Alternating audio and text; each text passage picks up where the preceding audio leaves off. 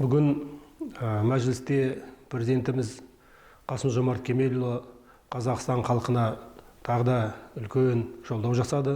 Бүгінгі жолдауды біз шынайы жаңару деп атасақ болады. Осының бәрі де осы елдегі шынайы жаңаруды талап етіп отыр.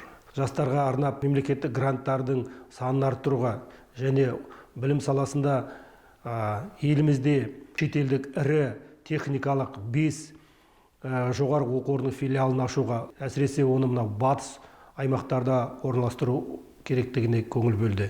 Жалпы Ахмет Байтұрсынов атамыз айтқандай, ұстазы қандай болса, шәкірті де сондай болады. Мына жағдайда біздің Қазақстанға білімді ұстаздар керек. Осыны бүгінгі баяндамасында мемлекет басшысы Қасым-Жомарт Кемелұлы ерекше осы мәселеге тоқталып өтті. Сонымен қатар мына білім саласына техникалық мамандықтарға грант көбейту туралы да айтылды.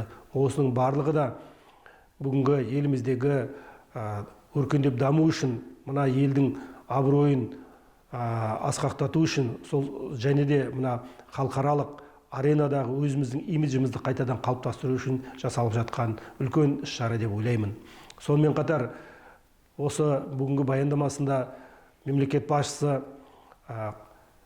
жаңа қор құруды да тапсырып отыр. Бұл Қазақстанды қолдау, бұл қордың мақсаты елдегі мынау денсаулық сақтау саласындағы мұқтаж жандарға қолдау көрсету. Сонымен қатар осы қорға мына бұрынғыдай бұл ешқандай мемлекеттікте болмайтынын атап өтті.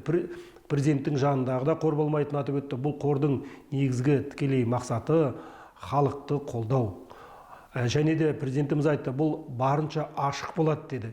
Және бұл қорды мына елдегі ірі мына кәсіпкерлерге қолдау керектігіне президентіміз тоқталып өтті. Шынында да осы 30 жылдың ішінде біздің елдегі, мен ойлаймын, үлкен бір меценаттар мектебі қалыптасты. Келесі кезек сол біздің меценаттардың қолдарында. Осы елдің өсіп өркендеуі, президентіміз бүгін тамаша айтты, елдің өсіп өркендеуі, жалпы біздің абыройымыз осы Қазақстан халқының бірлігі мен ынтымағында болып отыр. Сол себептен де тағы да халықтың күші бірлікте президентпен бірге болайық деп айтқым келеді. Бүгінгі жолдау өте маңызды. Ол қоғамның барлық саласын түгел қамтып айтуға болады.